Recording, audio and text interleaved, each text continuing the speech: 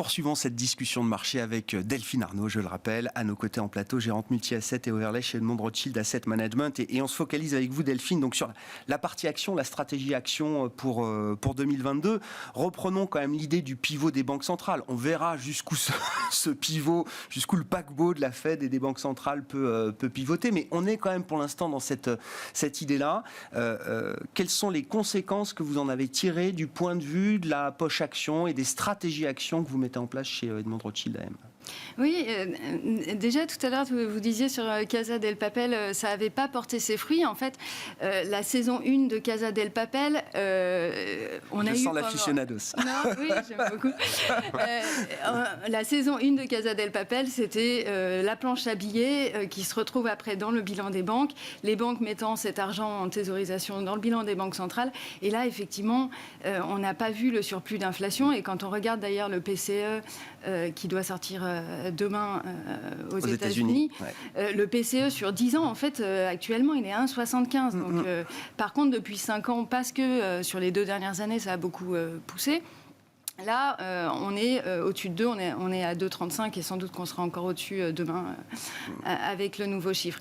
Pourquoi ? Parce que la saison 2 de Casa del Papel, en fait, on a eu l'artillerie lourde, on a une coordination mondiale de toutes les banques centrales qui, en même temps, ont printé de la monnaie et les politiques fiscales qui, en même temps, ont également soutenu, elles ont fait de l'hélicoptère monnaie qui, normalement, on pensait que c'était réservé aux banques centrales les plus aventureuses. Les trésors publics l'ont fait. Donc, en fait, l'argent s'est retrouvé chez les consommateurs, dans leur livret d'épargne et également, ça a soutenu la forte demande. Donc, en fait, ça a poussé cette saison 2, je trouve que de Casa del Papel, je trouve qu'elle a porté la croissance, mais du coup, elle a porté l'inflation. Ouais. Bon. Donc, s'il faut réajuster un petit peu le tir, encore une fois, c'est l'idée des banques centrales, en tout cas, c'est le discours que les banques centrales nous ont vendu, fait de la première en cette fin d'année. S'il faut réajuster un petit peu le tir, sans changer forcément la perspective de long terme, qu'est-ce que ça implique, là, dans les stratégies actions ? Dans les stratégies actions, en fait, ce pivot des banques centrales qu'on a connu depuis un mois pour les pays développés, mais qui avait déjà commencé dans les pays émergents. En fait, si on regarde à la surface, le S&P, il n'a pratiquement pas bougé depuis un mois. En fait, il est à son niveau. On ne peut pas l'acheter moins cher aujourd'hui qu'il y a un mois. L'Eurostoxx, on peut l'acheter 3% moins cher qu'il y a un mois. Donc on n'a pas eu le rallye de fin d'année, mais sur les gros indices, on n'a pas non plus les soldes.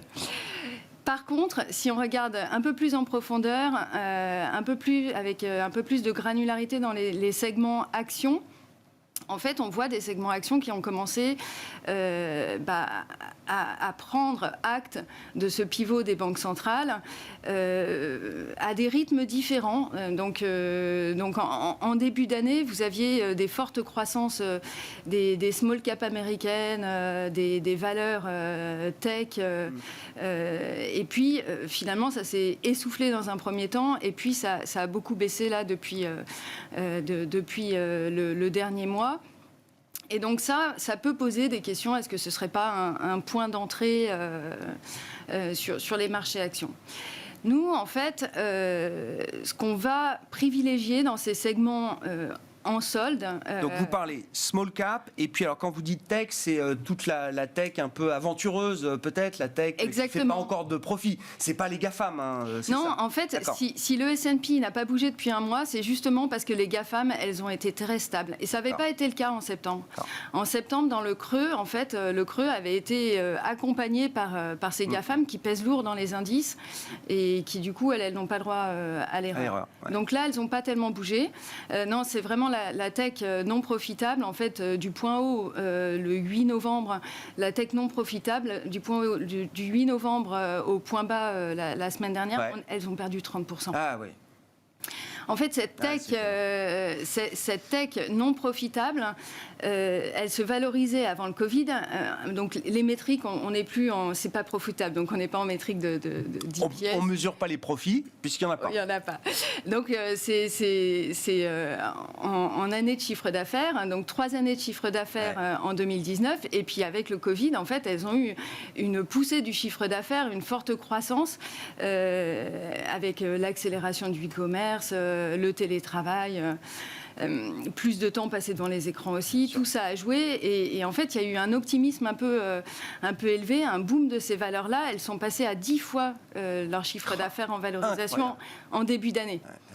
Et là en fait quand on dit que c'est les soldes, elles sont quand même encore à 7 fois le chiffre d'affaires. Versus 3 fois le chiffre d'affaires avant la crise pandémique. Oui, alors si c'est structurel, la crise pandémique, en fait, ça a été un game changer pour ces valeurs-là. Il y a une accélération de leur croissance. Maintenant, les attentes étaient quand même très élevées. La croissance qui était attendue par les analystes, elle a dû être révisée là, depuis mars 2021. Elle est révisée encore pour l'année prochaine.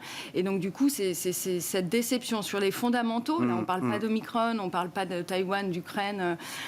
Et puis, le deuxième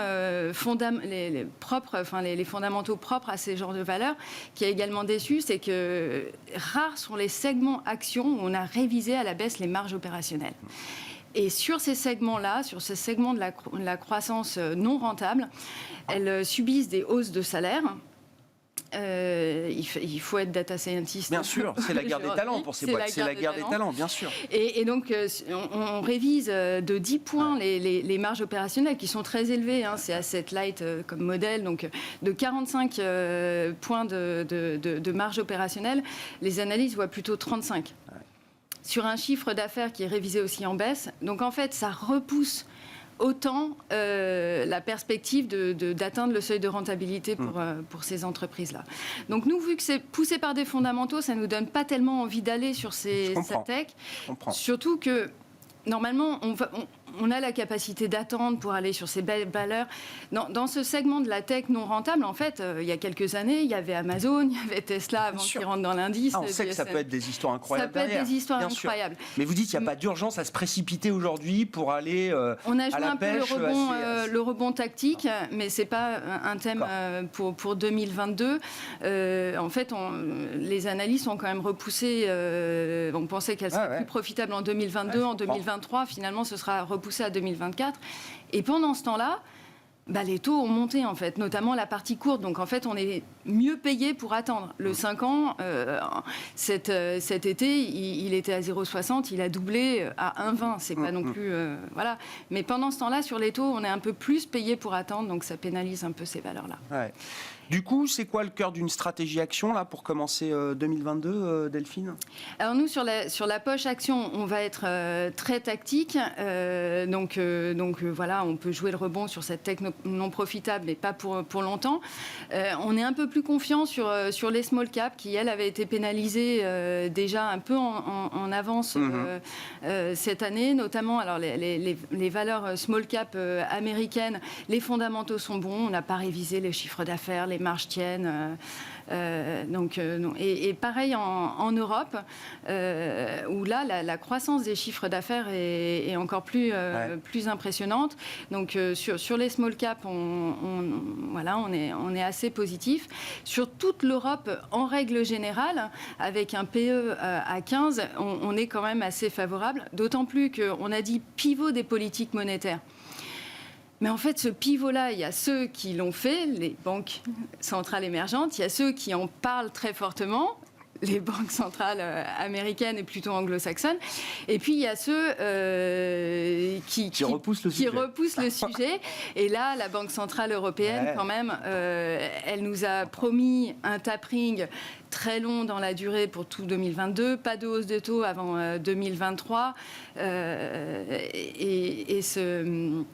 Et donc, on a du temps même si les sujets politiques sont plus importants quand même en Europe. Oui. Avec l'Ukraine, avec le Brexit, l'Europe... Oui, mais vous dites quand même, voilà, cette thématique small cap, et si on croise ça avec la thématique Europe, ça coche quand même des cases avec lesquelles on est confortable pour commencer 2022. Oui, et on ajouterait également le Japon, sur lequel on est positif. On a eu un retour des investisseurs en septembre, et puis finalement, ça n'a pas tenu. Et pourtant, les fondamentaux sont bons.